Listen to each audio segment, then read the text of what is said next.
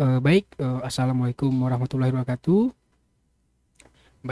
Rekan-rekan mahasiswa semuanya.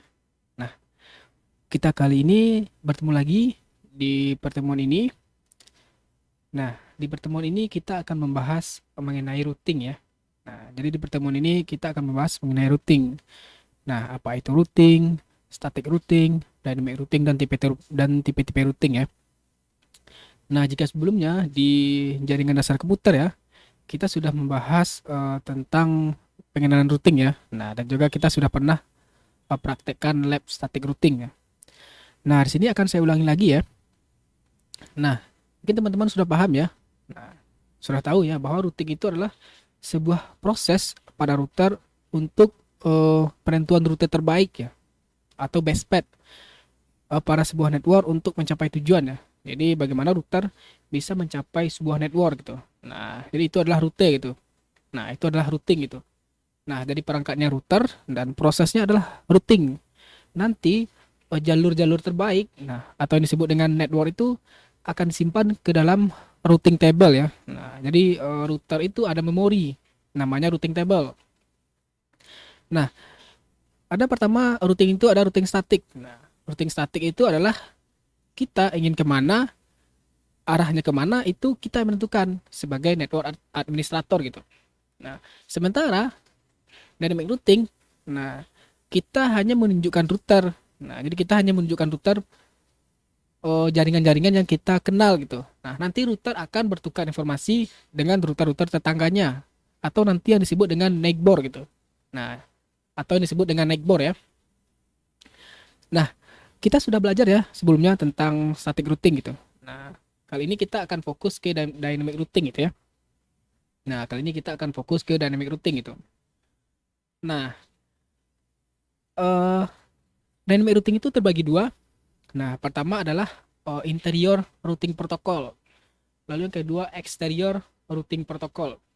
Nah, perbedaannya adalah interior itu adalah routing protokol yang digunakan dalam satu administrasi jaringan gitu ya, dalam satu sistem administrasi jaringan gitu. Nah, misalkan di dalam lingkungan kampus, nah itu adalah satu adminnya. Nah, berarti itu adalah satu administrasi. Nah, maka kita nanti di dalam lingkungan kampus kita menggunakan routing uh, interior gitu. Nah, lalu juga ada juga antar administrasi gitu. Misalkan nanti antar kampus ingin berhubungan. Nah, itu sudah beda. Itu namanya eksterior. Nah, itu memakai routing protokol. Contohnya di sini BGP. Nah, di pertemuan ini kita tidak fokus membahas BGP. Nah, kita akan fokus mengenai routing protokol dalam satu IS number gitu. Nah, lalu routing protokol itu yang routing dinamik dibagi menjadi dua. Nah, pertama berdasarkan distance vector gitu ya. Nah, berdasarkan distance vector. Lalu ada juga yang link state. Nah, distance vector itu apa? Nah, distance vector itu adalah routing yang mengenal arah dan jarak. Sorry, arah dan jarak gitu ya. Jadi kalau kita router mencapai sebuah tujuan, nah pemilihan jalur terbaiknya itu berdasarkan jarak terdekat. Nah, jarak terdekat itu maksudnya gimana? Nah, ini contohnya seperti ini. Nah, misalkan nih PC 1 ingin berhubungan dengan PC 4. Nah, maka router PC akan mengirimkan ke default gateway-nya ke M1 gitu ya. Nah, M1 itu akan menuju jaringan ini melihat jarak terdekat. Nah, jarak terdekat itu artinya adalah router yang paling sedikit dilewati gitu. Nah, R1 akan melewati R2. Nah, itu berarti satu router, lalu R3. Nah, lalu dua router gitu. Berarti jarak untuk mencapai PC 3 dan PC 4 itu adalah dua router atau dua hub namanya. Nah, itu adalah kalau kita menggunakan distance vector gitu ya. Nah, routing protokol yang termasuk ke dalam distance vector adalah RIP. Nah, lalu ada lagi IGRP. Nah, RIP ini adalah Routing Information Protocol dan IGRP ini adalah Internet Gateway Routing Protocol. Nah, IGRP ini hanya ada di perangkat Cisco dan sekarang tidak dipakai lagi dan sudah diupdate menjadi EIGRP. Nah, lalu ada lagi link state. Nah, link state ini untuk mencapai tujuan itu tidak mengenal namanya jarak gitu ya. Nah, jadi dia setiap link itu dilihat ada metriknya. Jadi router melihat sebuah interface itu dikasih metriknya gitu ya. Nah, router akan memilih metrik yang terendah gitu. Nah, bagaimana maksudnya? Seperti ini. Nah, jadi router ini, link ini akan dikasih namanya bandwidth gitu ya. Nah, jadi bandwidth setiap interface itu berbeda-beda gitu ya. Nah, router akan memberi metrik pada masing-masing interface. Nah, misalkan router ini metriknya 10, router ini metriknya 20. Nah, ini 20. Maka M1 menuju ke PC3 itu metriknya adalah 50. 10, 20 di sini 30 dan 20 sini 50 gitu ya. Nah, router tidak mengenal jarak terdekat. Router hanya melihat berdasarkan eh, metrik terkecil gitu ya. Nah, lalu perbedaannya apa? Nah, jika desain vektor dia tadi mengenal jarak ya, jarak terdekat. Nah, desain vektor ini memiliki batasan. Nah, router hanya bisa mengenal sampai 15 hop gitu. Nah, jadi hanya bisa 15 router saja dilalui oleh router yang yang termasuk ke dalam desain vektor. Nah, jika melalui router yang ke-16, maka dianggap unreachable gitu. Nah, desain vektor tidak mengenal itu gitu. Nah, jadi dia menghitung cost. Nah, jadi namanya cost. Nah, jadi setiap rute yang dilalui itu akan diberi cost gitu. Nah, ini costnya 10 tadi, 20 dan 20 gitu ya. Nah, itu tadi eh, link state ya. Jadi dia mengenal cost gitu ya. Nah, yang termasuk link state itu adalah OSPF dan ISIS. Nah, OSPF itu adalah Open Short Path First. Nah, lalu ISIS itu adalah Intermediate System into Intermediate System. Nah, sekarang, kebanyakan orang ya, nah itu lebih banyak menggunakan OSPF di jaringan internal mereka gitu ya. Nah, untuk RIP itu sudah jarang sekali yang memakai. Nah, termasuk saya, nah itu sudah memakai OSPF gitu. Nah, EIGRP juga ada. Nah, kalau kita memakai EIGRP itu kalau kita semua perangkatnya menggunakan Cisco gitu ya. Karena dia hanya kompatibel dengan sesama perangkat Cisco gitu. Nah, di pertemuan ini kita akan membahas mengenai OSPF ya. Nah, oke. Nah, lalu saya sudah punya topologi ya seperti ini. Nah, kalau sebelum-sebelumnya teman-teman sudah belajar ya. Teman-teman sudah belajar hanya satu router ya. Nah, kemarin teman-teman sudah belajar tentang tentang DHCP, bridge dan switch. Nah, insya Allah nih di pertemuan kali ini juga akan saya terapkan materi-materi yang sudah dibahas sebelumnya ya. Oke. Nah, kali ini saya menggunakan aplikasi network simulator yang bernama GNS3. Nah, dia adalah aplikasi network simulator. Nah, teman-teman nanti bisa mensimulasikan perangkat mikrotik, Cisco, Juniper dan lain-lainnya di sini gitu. Nah, kenapa saya tidak menggunakan hardware asli?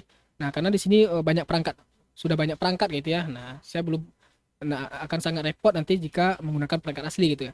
Nah, jika teman-teman menggunakan perangkat asli gitu, ya silakan saja. Nanti silakan setup topologinya seperti yang saya buat ini ya. Nah, di sini saya jelaskan di sini pertama saya ada 3 router. Nah, ada 3 buah router yang akan saya gunakan dalam topologi ini. Pertama ada M1. Nah, M1 terhubung ke M2. Nah, ini IP-nya 10 10 12 2. Di sini 10 10 11 1. Sorry tadi 11 2 ya, 11 1 di sini. Lalu di M2 terhubung ke M3 gitu ya. Nah, terhubung ke M3. Nah, ini topologinya ini. Nah, ini ada 2 komputer. Nah, ini Ether 2 dan Ether 3 saya bridge ya. Nah, ini satu network menggunakan teknologi bridge gitu. Nah, lalu ini Ether 4. Nah, ini saya menggunakan switch biasa. Nah, ini adalah PC biasa untuk nanti tes gitu, untuk tes ping. Nah, mana? Nah, pertama saya akan mulai menghidupkan dulu perangkat yang ada di sini ya. Nah, jika teman-teman ingin menggunakan ini, silakan teman-teman nanti download GNS3 ya. Nah, ini nama aplikasinya GNS3. Silakan install di komputer teman-teman. Nah, nanti teman-teman harus memasukkan image-image yang akan digunakan gitu ya. Oke. Nah, pertama saya akan mengaktifkan dulu beberapa perintah di sini. Saya konsol dulu routernya.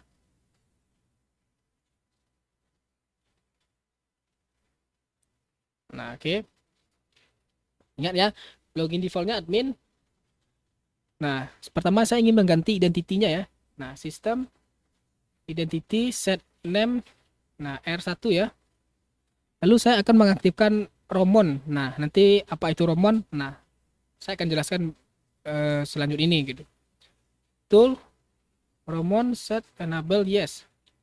Nah, admin system identity set name R2. Tool Romon set enable yes. Nah, admin system identity set name R3. Tool Romon set enable yes. Nah, oke.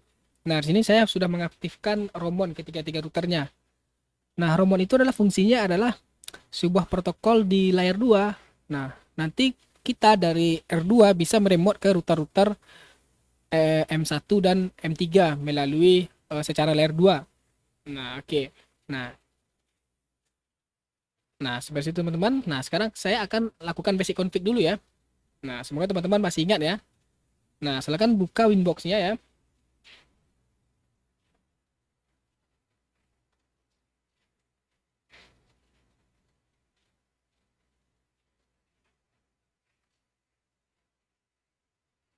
Nah, oke teman-teman. Nah, di sini saya sudah login ke R2 ya. Nah, saya login ke R2 dulu. Oke. Nah, di sini saya sudah masuk ke router 2. Nah, sini saya akan melakukan beberapa basic config ya. Nah, pertama R2 ini akan saya hubungkan dulu ke internet ya. Nah, pertama R2 ini terhubung ke internet melalui Ether 1 ya. Nah, kita akan menggunakan DHCP client ya. IP DHCP client. Nah, sudah aktif ya. Nah, IP route sudah dapat default routingnya. IP DNS. Nah, juga sudah aktif. Nah, saya verifikasi ping google.com. Nah, sudah.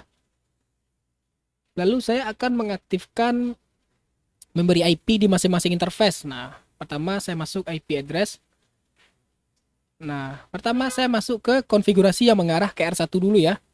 Saya tambah IP-nya. Nah, di sini di Ether 2 IP-nya 10.11.1/30 ya.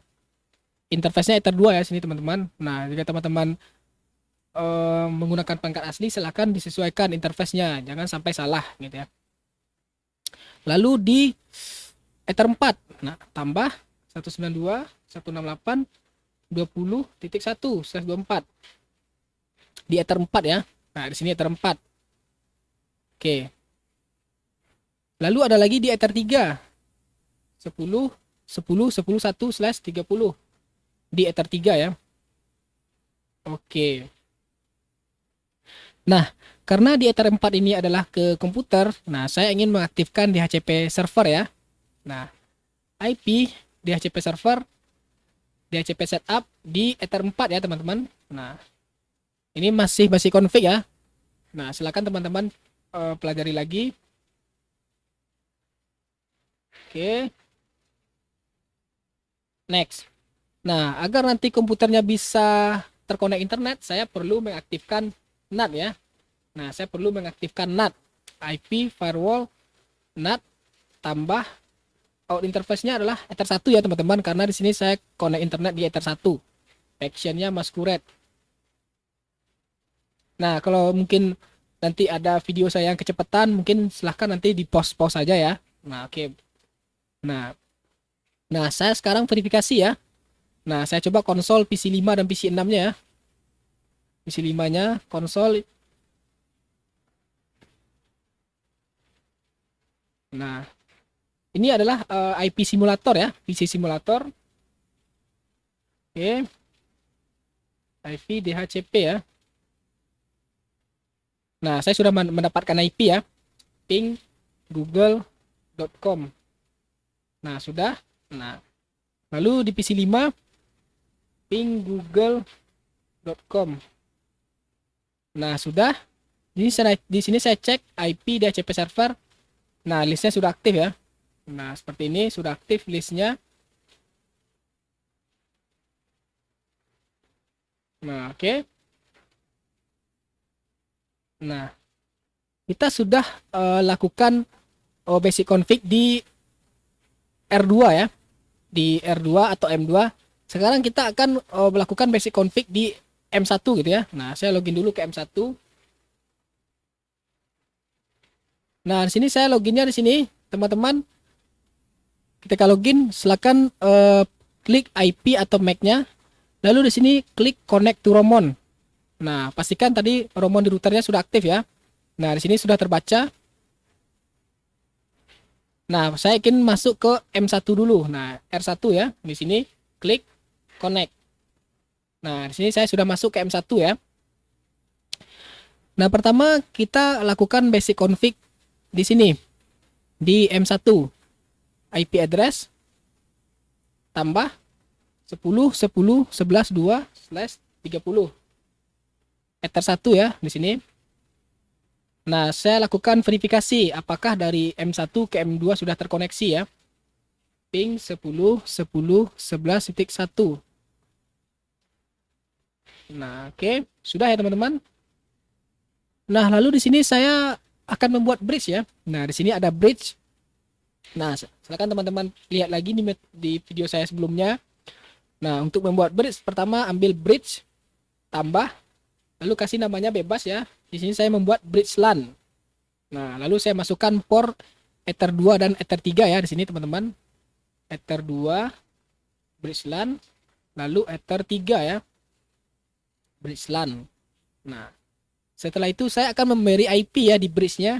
IP address tambah 192.168.30.1/24. Nah, lalu interface-nya adalah bridge LAN ya, karena kita sudah melakukan bridge terhadap interface-nya. Nah, jangan lupa juga membuat DHCP server ya. IP DHCP server. Next DHCP setup. Nah, bridge LAN ya. Nah, karena saya akan membuat DHCP ke arah komputer yang ini. Bridge LAN. Next, next, next, next. Nah, DNS servernya. Nah, DNS servernya kita masukkan aja dulu 888 ya. Oke, next. Nah, list time-nya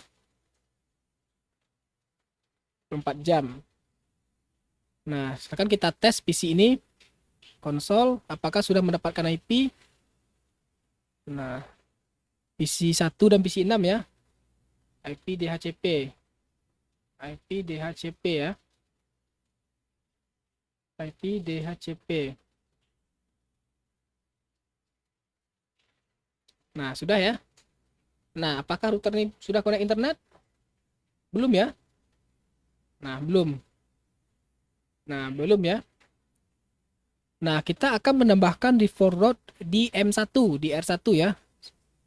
Nah, di M1 IP route. Nah, IP route default-nya adalah ke sini, ke M1. Sorry, M2, sorry. 10, 10, 11, 1 ya. Nah, oke. Nah, kita tes apakah router ini ping 888. Nah, sudah. Ping google.com. Nah, belum ada karena router R1 belum saya tambahkan DNS-nya di IP DNS. Nah, 888 sini.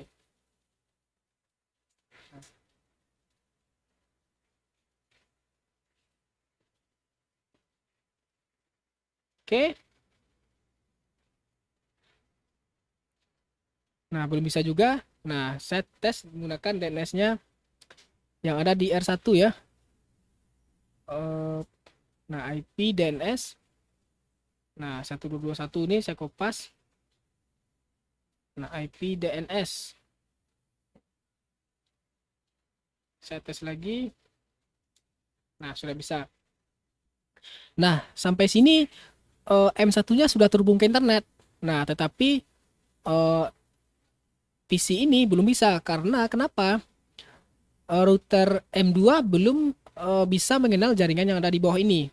Nah, nanti akan kita routingkan ya menggunakan metode routing OSPF nanti. Lalu kita akan lakukan konfigurasi di R3 ya. Nah, ini biar nggak bingung, saya ganti namanya R1, R2, R3. Lalu saya masuk ke konfigurasi R3 ya di sini. Oke, sudah.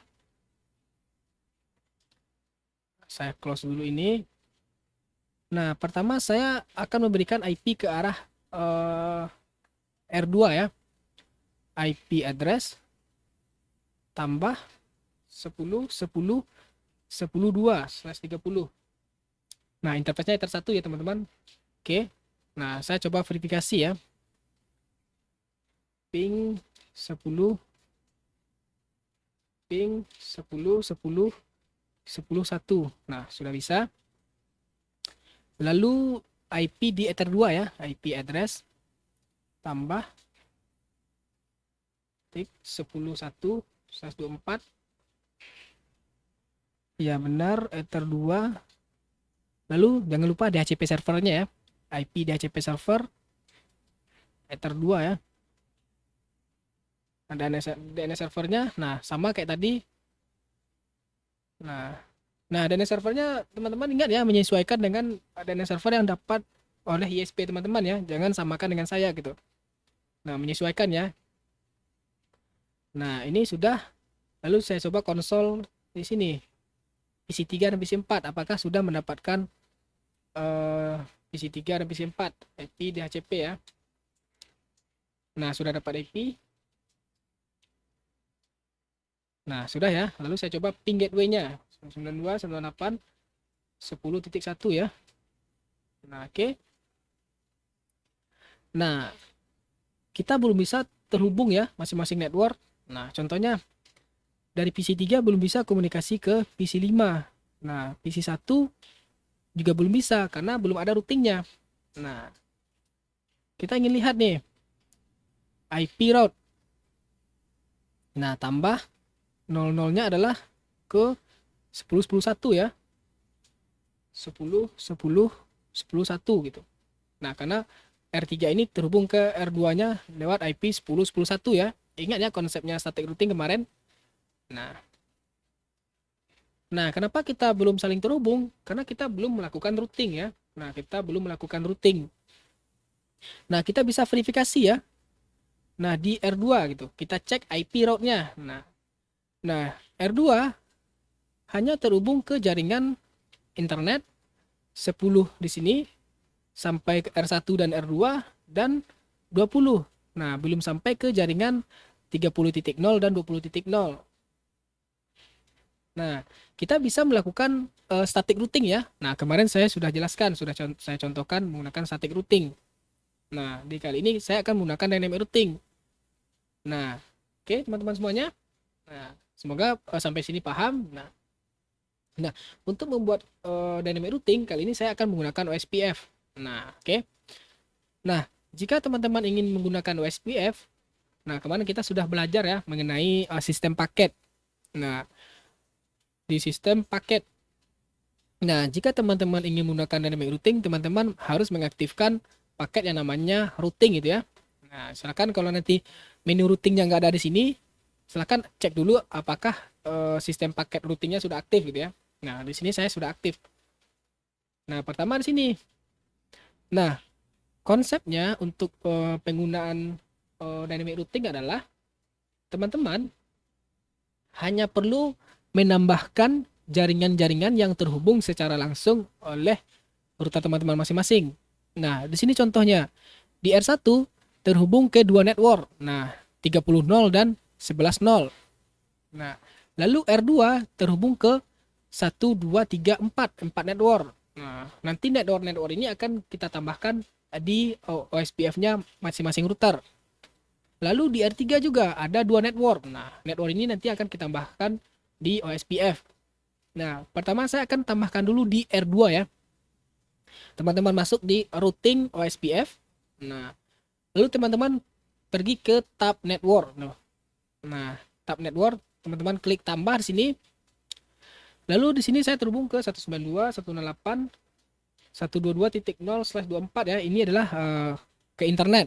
Nah, jadi networknya ingat ya menyesuaikan dengan network teman-teman gitu. Misalkan nanti teman-teman merancang topologinya berbeda dengan saya gitu, atau skema networknya berbeda. rancangan IP-nya berbeda ya, itu boleh-boleh saja gitu. Nah, asalkan maksud dan tujuannya sama gitu. Nah, asal teman-teman nanti bisa menyesuaikan dengan praktikumnya. Tambah, nah ingat ya, kita hanya perlu menambahkan network-network yang terhubung dengan router kita. Nah, di kondisi ini R2 itu terhubung dengan 4 network gitu. Nah, pertama tambah lagi 10.10.10/32/30. 10.10.0, lalu tambah lagi 10.10.11.0/30 di sini, lalu 192.168.20.0/24. Nah, di sini sudah siap di R2 ya.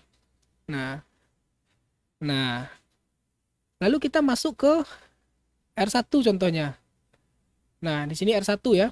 Nah, kita pindah ke R1, routing OSPF network. Nah, ingat ya, teman-teman hanya perlu menambahkan network-network yang terhubung dengan router teman-teman gitu.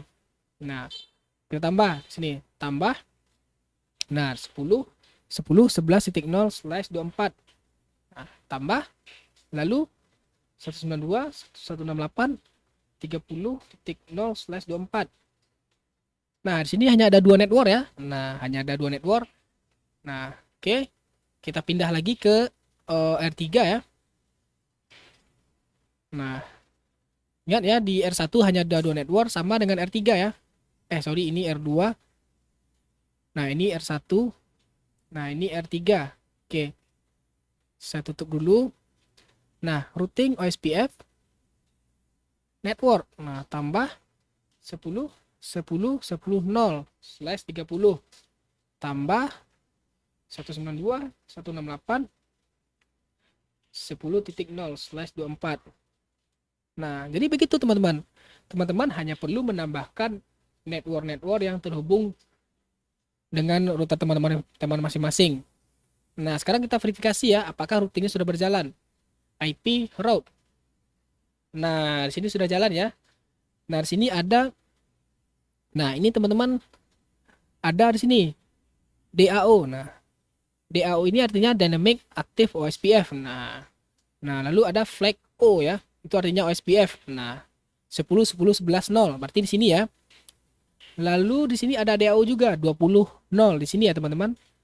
Dan 30.0 dan 122 di sini. Nah, apakah router ini sudah bisa terhubung ke internet? Nah, sudah bisa.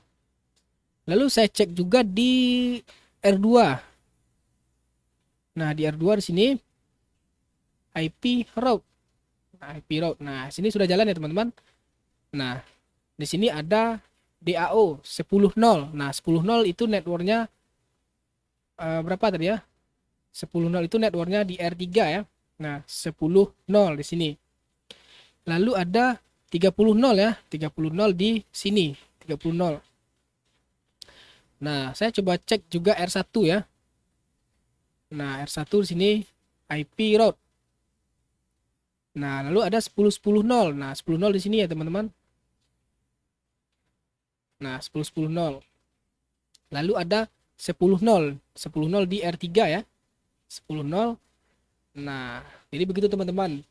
Sangat mudah. Nah, kita tidak perlu menambahkan routingnya secara manual atau secara statik ya.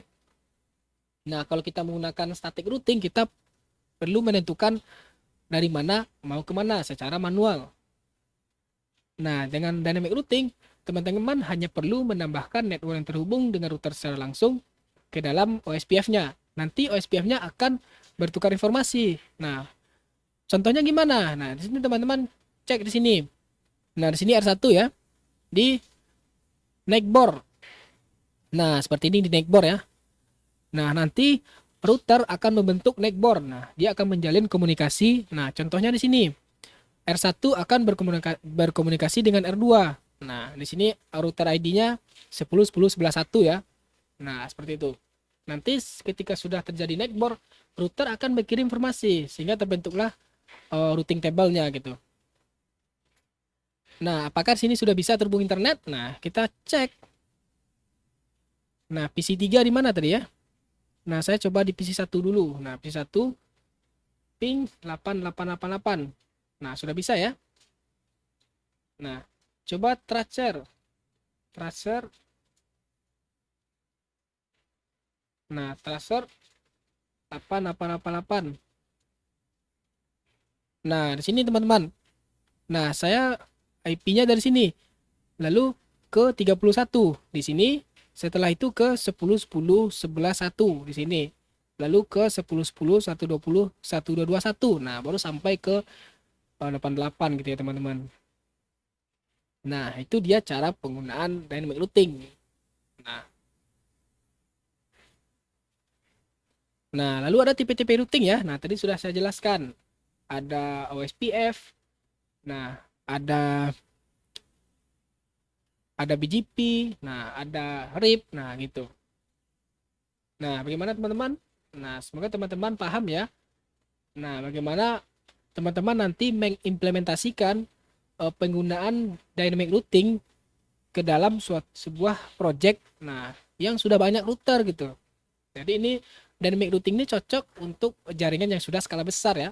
Nah, kalau nanti routernya masih satu atau dua, itu teman-teman bisa menggunakan static routing gitu.